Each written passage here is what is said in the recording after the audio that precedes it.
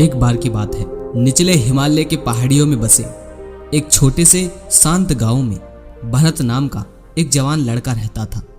भरत अपने गुस्सैल स्वभाव और अशांत मन के लिए पूरे गांव में प्रसिद्ध था।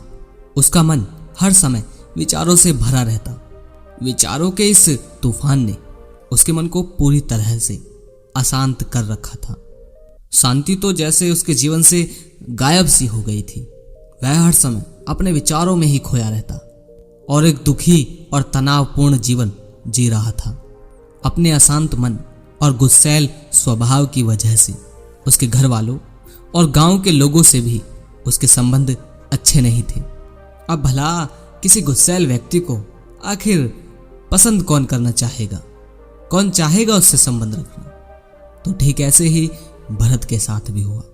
इसी वजह से भरत अपने आप को और भी ज्यादा अकेला व अपमानित महसूस करता था। वह और भी ज्यादा मानसिक तनाव की स्थिति में चला जा रहा था।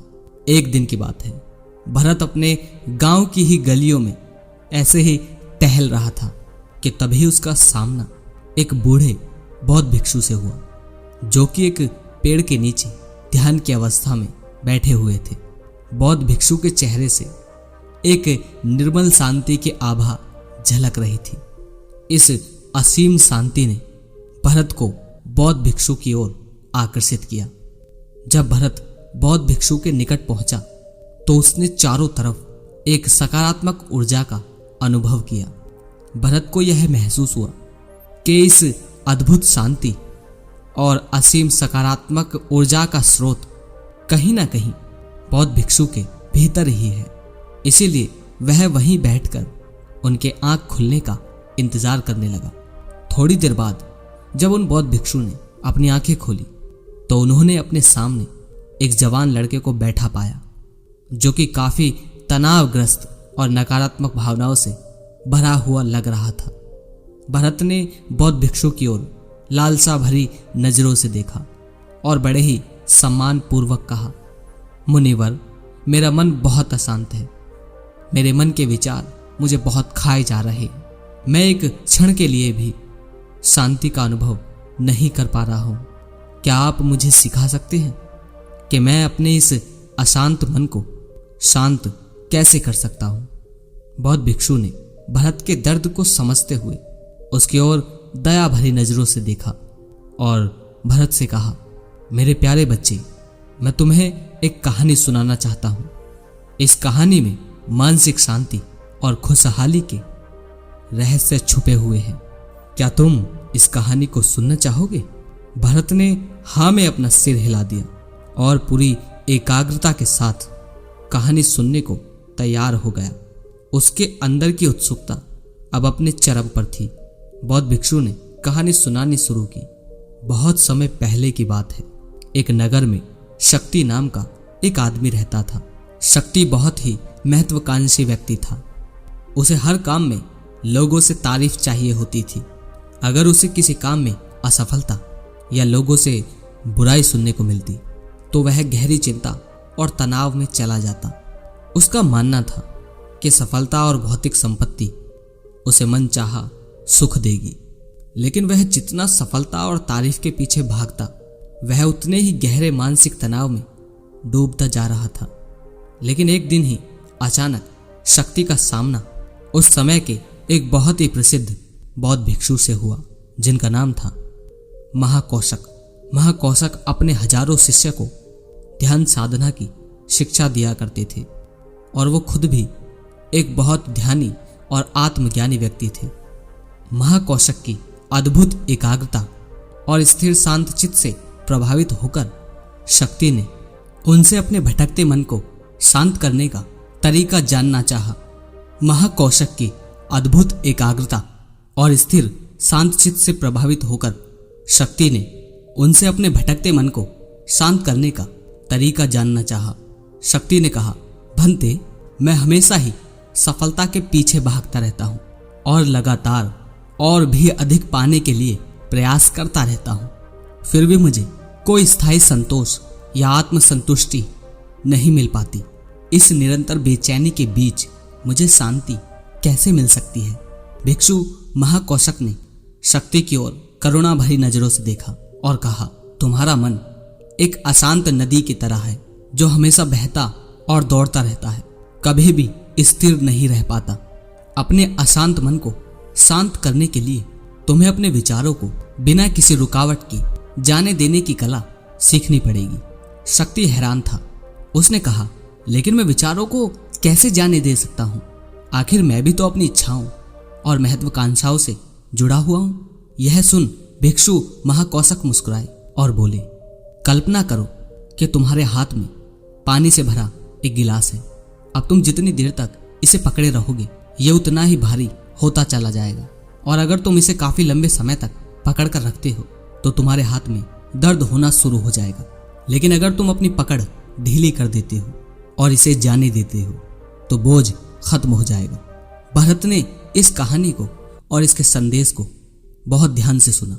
वह समझ गया कि अपने विचारों और इच्छाओं से चिपके रहना ही उसके बोझ को बढ़ाता है और उसके अंदर अशांति पैदा करता है। अब भरत को कहानी के अंत को सुनने का बेसब्री से इंतजार था।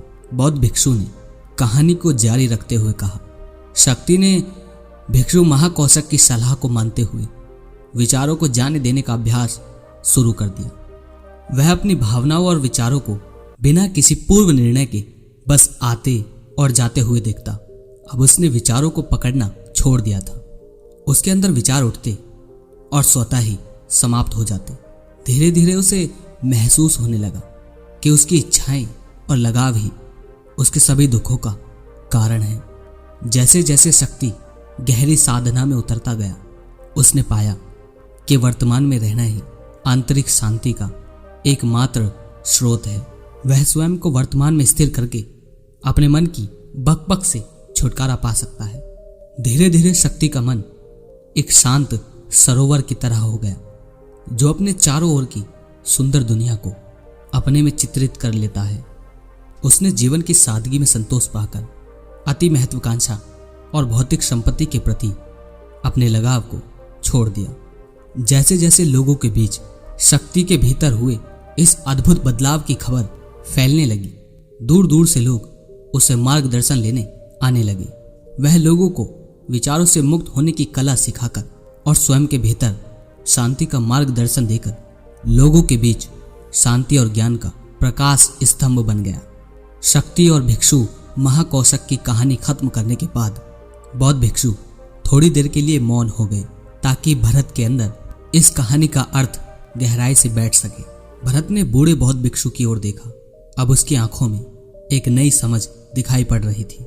भरत ने उन बौद्ध भिक्षु से फिर एक प्रश्न किया, मुनिवर, मुझे इस कहानी में ज्ञान दिखाई पड़ा, लेकिन मैं इस कहानी की शिक्षा को अपने जीवन में कैसे लागू कर सकता हूँ? मैं अपने अशांत मन को कैसे शांत कर सकता हूँ? भरत के इस ईमानदारी प्रश्न पर बौद्ध भिक्षु मुस्कुराए और कहा, अशांत मन को शांत करने का अभ्यास आत्म जागरूकता से शुरू होता है। अपने मन के अंदर उठने वाले विचारों को देखने के लिए हर दिन कुछ समय निकालो। वो भावनाएं जो तुम्हारे मन को उत्तेजित करती हैं उन पर ध्यान दो। देखो कि वो कैसे आती हैं और आकाश में गुजरने वाले बादलों की तरह चले जाते हैं। भरत ने अपनी आंखें बंद कर ली और बौद्ध भिक्षु के बताए अनुसार अपने विचारों का अवलोकन करना शुरू कर दिया। जैसे ही उसने अपने अंदर उठने वाले विचारों पर ध्यान देना शुरू किया, उसे महसूस हुआ कि उसके भीतर चिंताओं, अनेकों निर्णय और इच्छाओं की निरंतर धारा बह रही है। केवल इस एहसास ने ही उसे एक अद्भुत शांति का एहसास करवाया। उसे यह भी एहसास हुआ कि वह इन सभी विचारों और भावनाओं से अलग है। बौद्ध भिक्षु ने आगे कहा, जैसे शक्ति ने खुद को हर तरह के लगाव और आसक्ति से अलग कर दिया था, उसी तरह से तुम भी अपने मन को परेशान करने वाले विचारों और भावनाओं को खुद से मुक्त करने का अभ्यास सीख सकते हो। खुद से मुक्त करने वाले उसी तरह से तुम भी अपने मन को परेशान करने वाले विचारों और भावनाओं को खुद से मुक्त करने का अभ्यास विकसित कर सकते हो। जैसे ही विचार उठें, उन्हें बिना किसी पूर्व निर्णय के स्वीकार करो और फिर धीरे धीरे उन्हें जाने दो और वर्तमान क्षण पर अपना ध्यान केंद्रित करो। भरत ने कहा, लेकिन मुनिवर, क्या होगा अगर विचार और भावनाएं इतनी मजबूत हों कि वो बनी रहें और मन को छोड़ने से ही इनकार कर दे? बौद्ध भिक्षु ने भरत की बात पर सहमति जताते हुए अपना सिर हिलाया और कहा, ऐसे कई मौके आएंगे जब तुम्हारे मन में विचारों का बवंडर चल रहा होगा, जब तुम्हारा मन तुम्हारी बिल्कुल भी नहीं सुनेगा। तो ऐसे समय में तुम्हें अपनी सांसों की ताकत पर विश्वास रखना होगा। बौद्ध भिक्षु ने एक बार फिर भरत को अपनी आंखें बंद करके अपने पेट को फूलने और पिचकने को महसूस करते हुए अपनी सांसों पर ध्यान केंद्रित करने को कहा। बौद्ध भिक्षु ने समझाते हुए कहा, जब भी तुम्हारा मन उत्तेजित और अशांत हो तो तुरंत अपनी सांसों पर लौटाओ। सांसों की नियमित गति तुरंत तुम्हें वर्तमान क्षणों में वापस खींच लाएगी और एक शांति का एहसास करवाएगी। भरत ने कुछ देर तक बौद्ध भिक्षु के निर्देश अनुसार अपनी आती जाती सांसों पर ध्यान केंद्रित करने का अभ्यास किया। इस छोटे से अभ्यास ने उसे अपने मन की शांति और स्थिरता का एक क्षणिक अनुभव करवाया। उसे समझ आ गया कि ये सांसें तो हमेशा ही उसके साथ थीं, जो वर्तमान क्षण की निरंतर याद दिलाती हैं, सांत्वना और शांति प्रदान करती है। भरत की इस प्रगति को देख बौद्ध भिक्षु मुस्कुराए और बोले, मेरे प्यारे भरत, अशांत मन को शांत करना एक ऐसा अभ्यास है जिसके लिए धैर्य और मजबूत इच्छा शक्ति की जरूरत होती है। जैसे निरंतर व्यायाम से मांसपेशियां मजबूत होती हैं, वैसे ही नियमित अभ्यास से मन भी शांत होता है। भरत ने स्वीकृति में अपना सिर हिलाया और इस अनमोल मार्गदर्शन के लिए बौद्ध भिक्षु का धन्यवाद करते हुए उन्हें यह वचन दिया कि मैं आज से ही अपने मन को शांत करने, आसक्तियों को छोड़ने और अपने भीतर शांति पाने की इस यात्रा पर निकल पड़ूंगा। बौद्ध भिक्षु ने भरत के कंधे पर हाथ रखा और कहा, मुझे तुम्हारी काबिलियत पर पूरा भरोसा है कि तुम बहुत ही जल्द अपनी मन की शांति को खोज लोगे।